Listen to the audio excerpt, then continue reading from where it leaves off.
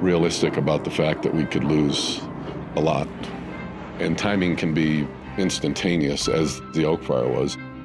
We get complacent in the area where we have not had major fires. We see it around us, but we need to realize that it only takes one little ember and it can change everything. I've lived here my whole life and I've certainly never seen anything like this.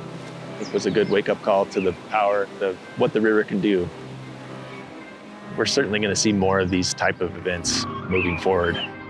There's no reason to think that this is kind of a one and done.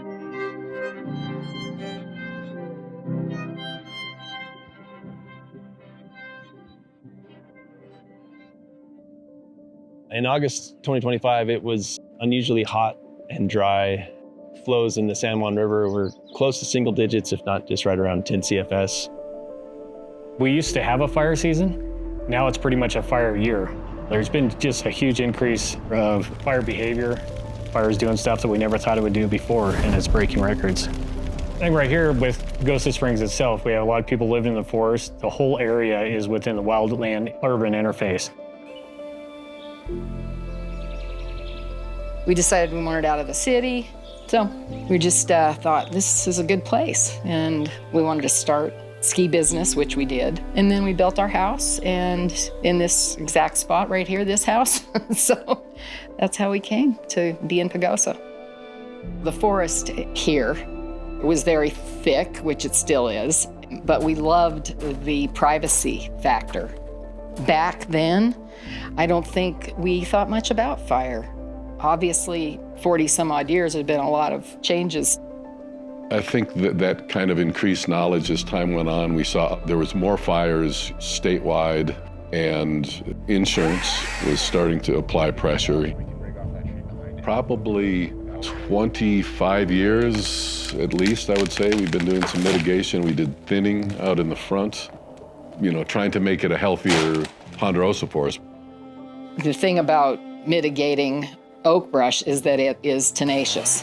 You can get out there and cut it, and then it just springs back up. The prevailing winds come from the west and up that hill, and I always feared the hill over here because it would climb the hill naturally and then be aided by the wind, and so we got rid of those oaks. We definitely were trying to be proactive on it.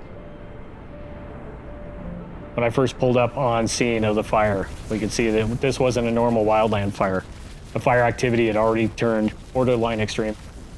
The fire started in a property that had no mitigation done, which allowed the fire to quickly move into the trees. It was starting to go into the canopy, 100, 150-foot flame lengths in a residential neighborhood.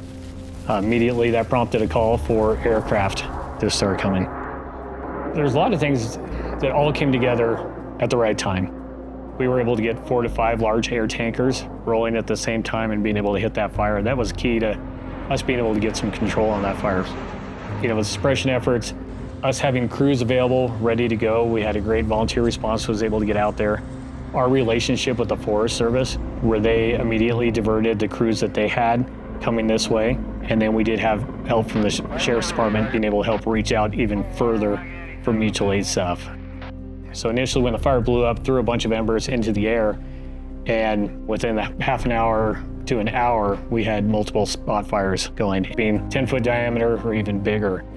We did have people scouting ahead for additional fires. We found one in the next drainage, which was almost 3/4 miles away from the last part of the fire. And that's when we immediately called for the evacuation of Elk Park. We had a lot of good mitigated properties up top, but if it made it through those properties and dropped into Martinez Canyon, that's just a straight shot right into a populated portion of Pagosa Springs. And that was a huge concern of ours. I really think that if we did not get the aircraft, there's a good possibility we would have been fighting it here in town.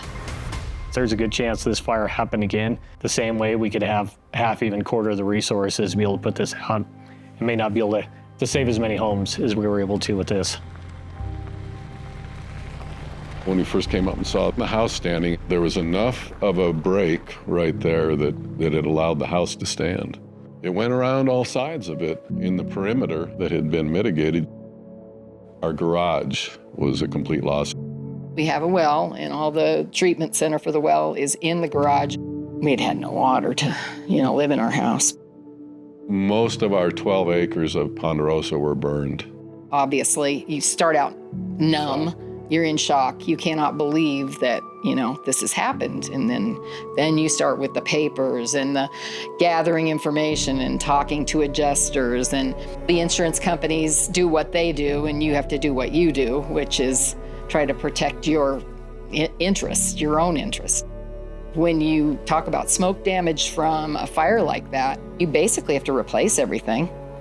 The thing that helped me quite a bit was to try to line everything, all the jobs that I was going to need done, from construction to painting to the overall mitigation. Sometimes you have to network into other areas, maybe public adjusters, hopefully not lawyers. But there's people out there that can help you navigate this without having it all come crashing down on you.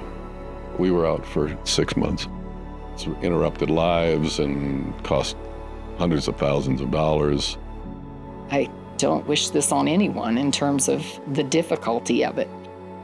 You don't want your life to be all about the fire. It takes your time, and that's kind of precious. It's precious to everyone.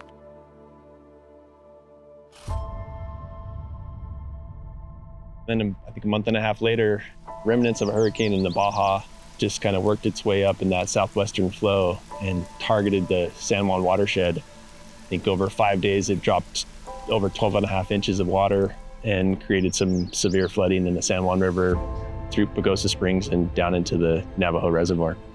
It was a really quick change. In the matter of a few days, it went to 20 CFS all the way up to 8,500.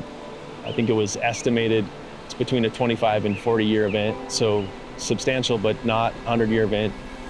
The misconception on the 100-year flood is that you have a 100-year flood once every 100 years, but really those statistics are that every year you have a 1% chance of a 100-year flood. So it could happen back-to-back years, certainly in the realm of possibility. And then I think the other thing that complicates it is it's a changing climate. One thing that became clear, and I saw it all through town, places where homeowners or landowners had cleared the bank so they could see the river better or have better access were more vulnerable during the flood event for massive erosion. So I think that's important to remember the importance of the riparian vegetation. In some ways, it's the opposite of fire mitigation, where you're trying to thin out fuel for fire risk. In the river corridor, you want to maintain as much bank vegetation as possible for the stability. This event was actually really fortunate in the way that it kind of displayed the power of the river and the space that a river requires. It wasn't the biggest flow we could have, but it was significant to let everyone know that who's really in charge. So I think it's important to think about that moving forward as a community, the benefits in the long run of giving river space and thinking about the potential of flood events in the future and how we develop in the active floodplain. There's no reason to think that this is a kind of a one and done. We're in a time of more extreme events. Definitely the thing is we need to be prepared. Complacency is always the key thing. I think you have about 2 years after an event that people are still thinking about things. I really feel that it's imperative to get the word out there. Tell your neighbors and friends, because they could save your home by doing work on their property.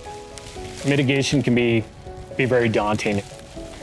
Start small. Keep the brush trimmed around your house. Don't have tree limbs touching your house. Keep grasses, weeds, and mowed down. Obviously, if we do have time to be able to look at houses and do structure protection, the people who did more were more likely to help. If we have to commit a firefighter for 3 hours to make a house safe, we're not going to do that if we can make 10 others safe during that time. It can be expensive to hire somebody to do the mitigation. I would like to be able to convince more people to do some volunteer time to help others, those that can't, such as our elderly neighbor. We're trying to make it easier. Maybe there's something to be said about what neighbors maybe could do for each other even. It is about community.